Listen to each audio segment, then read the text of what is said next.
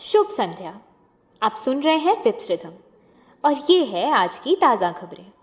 हम विप्स रिदम के सदस्य देश और दुनिया से आपके लिए लेकर आए हैं सबसे ताज़ा खबरें। आज के बुलेटिन में आपके लिए है राष्ट्रीय, अंतर्राष्ट्रीय, खेल, व्यवसाय, मौसम और विज्ञान एवं प्रौद्योगिकी से जुड़ी मुख्य खबरें। आइए शुरुआत करते हैं सुर्खियों के साथ। शुरुआत करते हैं राष्ट्रीय समाचार से। सरकार ने नई स्वच्छ ऊर्जा पहल की शुरुआत की। नई दिल्ली में शुरू किए गए इस कार्यक्रम का उद्देश्य देश भर में सौर और पवन ऊर्जा उत्पादन को बढ़ावा देना है। सरकारी अधिकारियों का कहना है कि इससे अगले दशक में कार्बन उत्सर्जन में 20% की कमी आ सकती है। सुप्रीम कोर्ट ने जल संरक्षण पर नए दिशा निर्देश जारी किए। इन दिशा निर्देशों को सभी राज्यों को भेजा गया है ताकि जल संकट से निपटा जा सके। अधिकारी वर्षा, जल संचयन और कुशल सिंचाई प्रणाली की आवश्यकता पर जोर दे रहे हैं। आइए अब अंतर्राष्ट्रीय समाचार की ओर बढ़ते हैं। संयुक्त राष्ट्र ने वैश्विक जलवायु शिखर सम्मेलन का आयोजन किया।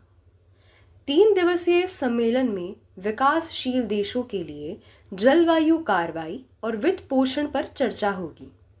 190 से अधिक देशों के प्रतिनिधि उत्सर्जन में कमी और नवीकरण ऊर्जा में निवेश पर विचार विमर्श किया जाएगा। यूरोप में संभावित नए कोविड-19 वेरिएंट की खोज।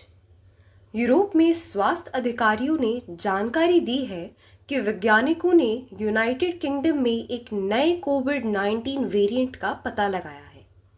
पारंपरिक अध्ययनों से संकेत मिलता है कि यह वेरिएंट पिछले स्ट्रेन की तुलना में काफ़ी तेज़ी से फैल सकता है।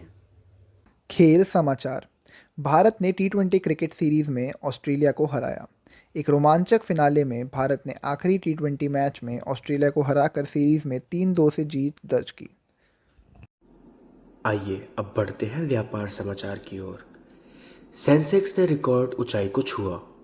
बॉम्बे स्टॉक एक्सचेंज का सेंसेक्स आज रिकॉर्ड ऊंचाई पर पहुंच गया, 62,000 का आंकड़ा पार कर गया। इस बढ़त का श्रेय आईटी और ऊर्जा क्षेत्रों के अच्छे प्रदर्शन को दिया जा रहा है। बाजार विश्लेषकों का मानना है कि देश की आर्थिक सुधार गति पकड़ रही है, जिससे बाजार में और भी वृद्धि हो सकती है। अब मौसम का हाल। राष्ट्रीय राजधानी दिल्ली में आज बादल छाए रहे और रात में हल्की बारिश की संभावना है। दक्षिण भारत में केरल और तमिलनाडु में भारी वर्षा का सिलसिला जारी है। उत्तरी क्षेत्रों में तापमान में और गिरावट के साथ जम्मू कश्मीर में बर्फबारी की संभावना है। तटीय क्षेत्रों में शाम के समय तेज हवाओं की उम्मीद है और मछुआरों को सावधानी बरतने की सलाह दी गई है। और अब बात करते हैं विज्ञान एवं प्रौद्योगिकी समाचार की। इसरो ने बाहरी ग्रहों के अध्ययन के लिए नई योजना बनाई। इसरो ने बाहरी ग्रहों के अध्ययन के लिए एक मिशन की घोषणा की है, जो मिशन 2026 में लॉन्च किया जाएगा।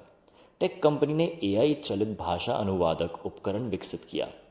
सिलिकॉन वैली में एक बड़ी टेक कंपनी ने एक ऐसा AI powered translation tool develop किया है जो कि 100 से ज़्यादा भाषाओं को ट्रांसलेट कर सकता है। और इसी के साथ आज की समाचार बुलेटिन समाप्त होती है। अगली अपडेट के लिए कल इसी समय पर जुड़े रहें। आप सुन रहे हैं विप्स रिदम। हमारे साथ जुड़ने के लिए धन्यवाद और शुभ रात्रि।